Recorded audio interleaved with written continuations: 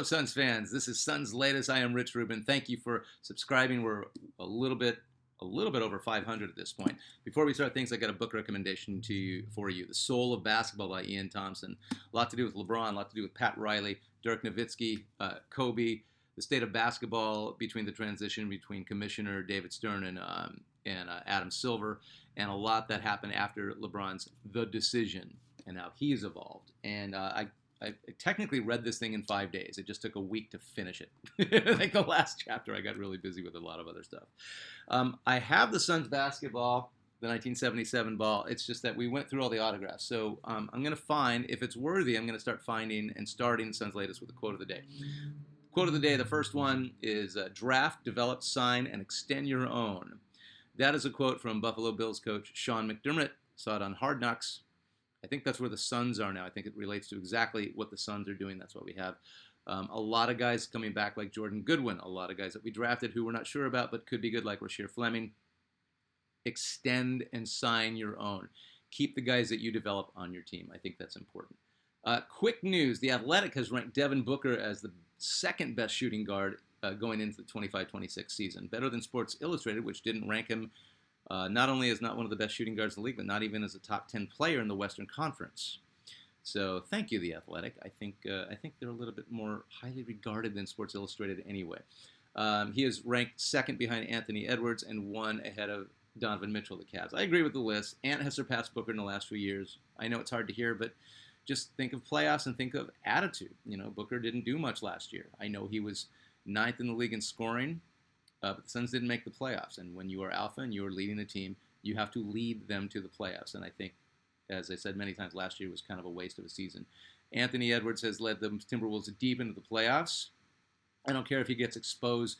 They make it to the conference finals. And it's just a matter of time before the Timberwolves, with the team they have, with Ant leading them, gets there. And the last time the Suns made the playoffs with Devin Booker and Kevin Durant, they got swept by Anthony Edwards and the Timberwolves. I also think Book is going to explode this year, contend for the scoring title, and be first-team All-NBA. Also, Funko has put out a Devin Booker figure. You know those little plastic toys with the giant heads, little plastic thingies. The likeness is, the uniform is really perfect. It's a cool little Suns uniform. It looks like it could come to life and steal your Cheerios. I will not be buying this toy. I just know that there are people that collect anything Devin Booker, and that's a lot of fun to have. So anyway, that's out there. Knock yourself out. All right, so one rumor that's going on right now, and I did a deep dive into Devin Carter, who is on the Sacramento Kings. Who is Devin Carter? 6'2", 195-pound, versatile combo guard. He can play the two and the point. I will say this at the start. He is not a natural point. It doesn't seem like he really has any instincts for it, but he's versatile. He's versatile, and by that, I mean there's nothing this guy can't learn, and there's nothing that this guy can't implement into his bag of tricks. So no, he's not a natural point. Neither was Devin Booker, and he became a very serviceable point guard. I don't want him to be. We've gone over that. Big East first team and Big East player of the year for Providence. 20 points a game, 9 rebounds a game for Providence in college at 6'2" and 195. Good defender, good motor. NBA scouts liked him. 13th overall pick by the Kings in 2024. Strong, physical, likes to post up. Needs to improve his free throw shooting. All point guards need to be in the upper 80s for free throw shooting. Ryan Dunn, by the way, needs to improve his free throw shooting. Both parties have been talking and have had mutual interest. Rumors the Kings were looking to move a player like Devin Carter or Malik Monk so they could bring in Russell Westbrook, but that's dead too. I don't think Russell Westbrook is going to be on an NBA team this year. It's kind of odd to think about. But like the Suns, the Kings have a logjam with guards and limited financial flexibility. Injured his shoulder in the offseason, didn't get much playing time until January. The knock on him is that he's not a natural point, and that's how coaches and scouts see him. Once again, a little bit too short to be an effective shooting guard. I see him as a Drew Holiday type. This guy likes to play defense. This guy can knock down a shot. He's very comfortable working the two, and like Drew Holiday, if you need him to, he can facilitate. Barely any court time. I don't know. This might be one of those sleeper guys. Have you heard of him? Have you seen any tape of him? Let me know what you think of our friend of a Devin Carter on the Sacramento Kings. I know it goes against all the instincts and all the stuff that I've been talking about, but I like the idea of this guy joining the Suns now with everybody that we got, because Coach Jordan, nobody's job is safe except Devin Booker. Promise you that. So we'll see.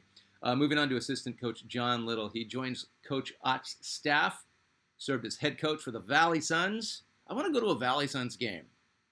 I just want to see it. I've never seen a G League game. That's our G League affiliate. He was their head coach during the inaugural 24-25 season. He led the Valley Suns to a 20-14 record, playoff berth, and conference semifinals. Before arriving in Phoenix, he was a 5-year assistant in the G League with the Maine Celtics and the Wisconsin Herd. Little began his coaching career as video coordinator, another video coordinator at his alma mater, the University of Northern Iowa, where he also played 4 seasons on the men's basketball team before playing professionally in Germany for nearly a decade. That is a pretty decent pedigree for a former video coordinator. Now, you see what Coach Jordan is doing. More video coordinators, more guys that look at video all day long. They just freak out and they watch guys. They watch this. They figure out the tiny little things that can improve player development and player improvement. And now Coach Ott has surrounded himself with a bunch of these guys, and that is good stuff. So welcome, Coach Little. Let's move on to the comments, and thank you for your comments. Because of the comments, you're helping me pick other topics in this very slow time of the year for the NBA. So thank you very much, and also thank you for subscribing. I think we're at 520 or 540. I don't really look at the subscribers. I just look at the milestones. So I didn't really look until we were closing in on 500. We're past 500, so thank you for that, and thank you for your comments. I don't know how to say your name, so I will spell it at JSSCA1. Not saying, oh, I got some of it right. Oh, Jessica 1. Thank you. Learning. Not saying he's a top 15. However, Grant Hill had a huge impact, and if anyone noticed, he defended opposing teams' best players, shot the 3 very well. I'll argue that one. Even got some Defensive Player of the Year votes. Played 5 seasons with the Suns. Grant Hill was on the Suns for 5 years? Definitely honorable mention. We're going to double check the 5 seasons. That's what Jessica 1 said. Completely underrated in the last stage of his career. Grant Hill became a top-tier defender, and it blew my mind that he didn't make an all-defensive team, and he did get votes for Defensive Player of the Year a couple of times when he was with the Suns. I love the mental melding of him and Nash. They did what Walton and Bird did, I think in '85 when Walton joined the Celtics. Complete communication on the floor, without saying a word. And other teams were like, wait, what just happened? Those guys didn't even call something out. It was really fun to watch, really cool to see. Another player left for dead comes to the Suns, and that Suns training staff make him better. That's why they extended Shaq's career. They extended Grant Hill's career. They definitely improved Steve Nash's career. Happens all the time. A guy left for dead comes to the Suns. That training staff gets to work on him. That's why a lot of players for a while like to come to the Suns. I would like to see that start happening again. I don't think his impact was that huge. It was fun. Man, it's really hard because Grant Hill, without injuries, is a top 15 player of all time, let alone a top 15 Sun. He was a blast to watch as a Sun. I don't think he makes our 15. He's definitely honorable mention. And thank you for that, because we all forget about how much fun Grant Hill was. At Mia Food Now, you can never know if DeAndre Ayton is going to maybe be even better in his future. DeAndre Ayton has shown me nothing. DeAndre Ayton hasn't changed his game. He hasn't improved. The Suns, let him go. The Blazers, let him go. The Lakers will let him go. I mean, this is going to be his 8th season. He's 27. What is he going to be, an all-star? He's never been an all-star. He's coming up on a decade. Former number 1 overall pick. He had Chris Paul, Monty Williams, and Devin Booker telling him where to stand, where to be, how to play, guiding him, mentoring him. What did he do? I don't want to be here. I just checked out. I want to play video games. DeAndre Ayton is a waste of talent. I don't care if he gets 15 and 10. He's a waste of talent. He should be the best center in the league next to Jokic. He should be that good. He has more tools than Jokic. He has no mental game to be an all-star, to be a it doesn't matter who he's playing with. You think Luke and LeBron and Coach Watt are going to put up with DeAndre Ayton? Mark my words. He'll be on the bench very soon. At Douglas Biggs, 8123. It's insane to think you need 3 superstars to win. I don't think you need that. Did I say that? I didn't say that. I don't remember saying that. Indiana and OKC both proved that last year. Agreed. Both teams have 1 star and 0 Hall of Famers. They have future Hall of Famers. It's always been about team. BS, by the way. OKC has, what is it, Jalen Williams? 3rd team All-NBA last year. It's always been about team chemistry and always will be. Suns proved it's almost impossible for 2 27-point-per-game scorers to play together, no less 3 25-point-per-game players. That's why Book and Beal weren't even close as to what they were capable of putting up. In defense of Beal, he tried to play point. He couldn't, but he tried. And that's the nicest thing I'll say about Bradley Beal. Same thing with the Clippers or any team Harden played for. I agree with that. You just need a team with balance. I mean, the Los Angeles Lakers, Showtime Lakers had Magic Johnson, Kareem Abdul-Jabbar, and James Worthy. 3 superstars, 3 Hall of Famers, all playing relatively in their prime. Not Kareem, but he was still so effective. But it worked because each knew their role. And on any given night, one of those guys was the best player. And each of them won playoff MVP. That's just talking. That's just playing your role and knowing where you're supposed to be and what you're supposed to do for the team. So it can work. But you're right about you can't have guys that are averaging close to 30 all on the same team, and that never works. From N. Stekerns, I think that's your name. I've been watching you since a month or so, and I like it. Thank you. I live in New Jersey. What's the best way to watch the Suns every game? I'm really excited for this season. I'm hoping they could really make it work and surprise everyone like they did in 2021. Thank you, and thank you for watching. Thank you, everybody, for watching, or just even watching for a minute, or watching the thing that you just want to watch. If you're not in Arizona, I suggest NBA TV's premium package. It's like $24.99 a month, or just get the whole package for the year. I think you get a discount if you get the whole package. NBA TV is fine. The last I remember why I didn't like them a whole lot is they're so subjected to blackouts. And it's like, no, I'm buying. That's the whole point of streaming, so you don't have to deal with what cable and what network TV does, and it's really annoying. That being said, you can catch most of the Suns games with NBA TV. And you can get a discount. You don't have to buy the whole season right away. I usually don't watch a ton of hoops, just Suns games, until after the All-Star break. Then I really start watching teams, because then a lot of the major injuries are out of the way, or you kind of see how teams are how the rivalries are going, and you see who's got what, who needs to change what, and you can get the half season discount with NBA TV as well. Our friend Alan Snow, 1129, who watches a lot of Suns latest. Thank you, Alan. Has a lot to say today. I don't think John Wall is a Hall of Famer. If I said he was a Hall of Famer, I was totally wrong. Maybe 2nd or 3rd ballot. Never had success in the playoffs. KJ should be a Hall of Famer, and he's not in yet. That I agree with. Playoff success, KJ's playoff success should get him in the Hall. Matt Ishbia and Colangelo should talk to people to get KJ and Chambers both in the Hall of Fame. With all their success in regular season and playoffs, they both deserve to be in. All you need to know about KJ and Chambers being in the Hall of Fame, ask their peers. Listen to all the podcasts from the guys that played against them. The first thing they'll say is it's why aren't these guys in the Hall of Fame? KJ and Chambers together for the years that they had together in the late 80s, they were the best player in the league. They complemented each other so well. There were articles about these two should be co-MVPs because they were absolutely unstoppable. Alan Snow, again, take KD off the 15. 3 exclamation points, Alan. Simmer down! Try some decaf. I get you, though. I think you should have to have played 4 to 5 years with the Suns. That's actually an interesting criteria to think about. Chris Paul might make exceptions because he helped take them to the finals. All right, so here it is. You have to have played 5 years for the Suns unless you took them to the finals in under 5 years. So Barkley and Paul are on the list. Barkley played 4 or 5. We'll get to it later. Doesn't matter. Chambers and Marion and Marley should be in before Chris Paul or KD. Once we get the 15 unranked, there's going to be opportunity to swap guys out. No argument. We'll have the discussion of replacements. And one more from Alan Snow. Jeff Hornacek should be on before KD. That's a valid argument.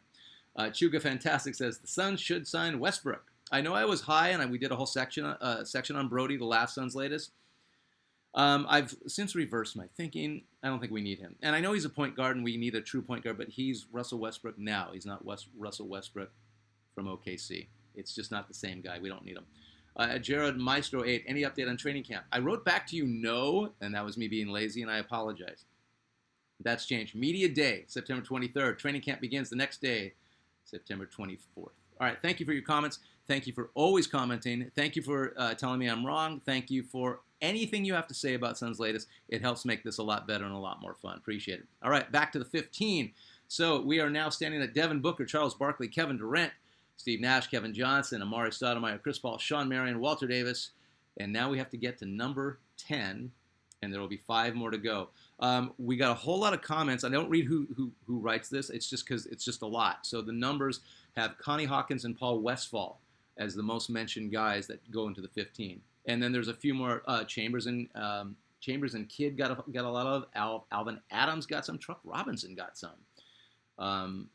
And even Dick Van Arsdale, the original Sun, did. So it's up right now. It's between Connie Hawkins and Paul Westphal. And as much as Connie Hawkins early on put the Suns on the map, he didn't get as far in the playoffs as Paul Westphal. And I'm going to put Paul Westphal at number 10, and I will not accept arguments. And I'll tell you right now, once the 15 is done and we rank them, and then we finally have our 15, no one is swapping out Paul Westphal. And if you argue with that, then you're not a true Suns fan. And I say that, and if I lose subscribers by saying that, then you haven't seen Paul Westphal. In the time that Paul Westphal was with the Suns, it is arguable that no one had a greater impact as a Suns player and then eventually a coach than Paul Westphal did for the Suns. Every year Paul Westphal was on the Suns, he was either first-team All-NBA, and he was 3 years in a row, he was there twice, and then he was first-team All-NBA again, or second-team. Paul Westphal, every year he was with the Suns, was All-NBA. Who else can you say that about other than Jason Kidd? But he only did it 3 times. Paul Westphal did it 4 times. Jason Kidd did not take the Suns to the finals. Paul Westphal did. And people argue Devin Booker deserves to be on the list ahead of Westphal. And I'll argue that right now. Devin Booker helped the Suns get to the finals. He was huge getting the Suns to the finals. But he had a Hall of Famer with him. He had Chris Paul. Okay? Paul Westphal started along with rookie Ricky Sobers, along with rookie Alvin Adams, along with Garfield Hurd and Curtis Perry. Most people have never heard of those guys unless they're diehard Suns fans. As good as those guys were, and as important as those guys were, they were journeymen forwards. Westphal had very little to work with, but he made it work. And on his own, against the team that he had just won a title with 2 years earlier, took it to him. And cerebrally almost won the finals all on his own. I know it's a team sport. Without Paul Westphal, the Suns don't even win 30 games that year. Paul Westphal is as important to the Suns and had the greatest impact in his amount of time that he was as some guys who had played for the Suns for 10 years. Paul Westphal is number 10 on the 15. Argue with me all day. Because it's not like, oh, I'm right and you're wrong. It's like I have an argument. I have a legitimate argument. You ask any NBA historian who knows boatloads more than I ever will.